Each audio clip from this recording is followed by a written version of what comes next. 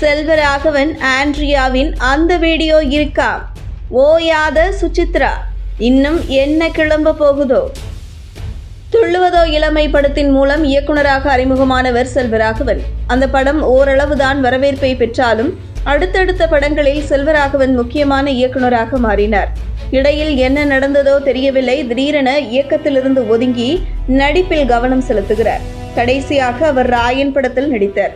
இந்த சூழலில் செல்வராகவன் பற்றி பின்னணி பாடகி சுசித்ரா பேசியிருக்கும் விஷயம் அதிர்ச்சியை கிளப்பியிருக்கிறது.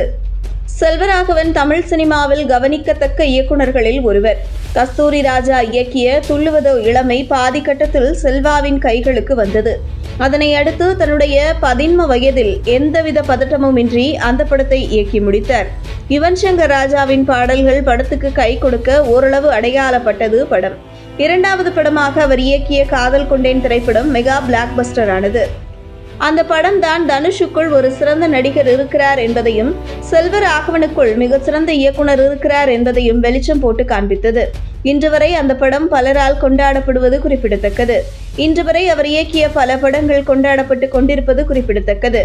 இடையில் சோனியா அகர்வாலை காதலித்து திருமணம் செய்து கொண்டு அவரை விவாகரத்து செய்த செல்வராகவன் தன்னிடம் உதவி இயக்குனராக பணிபுரிந்த கீதாஞ்சலியை காதலித்து திருமணம் செய்து கொண்டார்.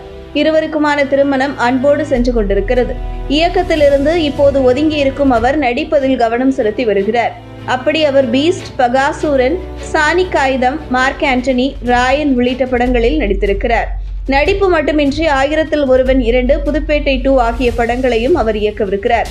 கடைசியாக தனுஷ் எழுதிய கதையை நானே வருவேன் என்ற பெயரில் இயக்கினார்.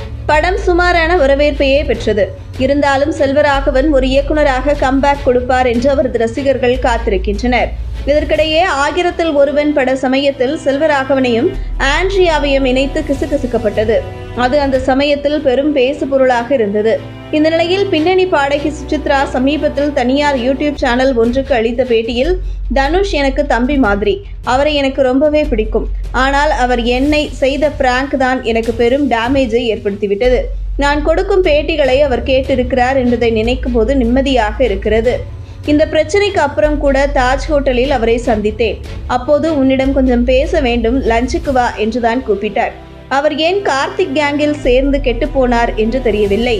பல வருடங்களுக்கு முன்பு தனுஷ் என்னை தொடர்பு கொண்டு நான் ஒரு குறும்படம் எடுக்கிறேன், வந்து நடித்து கொடு என்று சொன்னார். ஆனால் நானோ இப்பதான் ஒரு ஷார்ட் ஃபிலிம் எடுக்கும்போது செல்வராகவன் ஆண்ட்ரியா காம்ப்ரமைஸ் வீடியோ இருக்குன்னு சொல்றாங்க. கலை நோக்கத்தோடு தான் சொல்வீர்கள், ஆனால் பிரச்சனை வந்துவிடும். எனவே நான் வரவில்லை என்று மறுத்துவிட்டேன் என்றார். இதனை பார்த்த ரசிகர்கள் உச்சக்கட்ட அதிர்ச்சியடைந்திருக்கின்றனர்.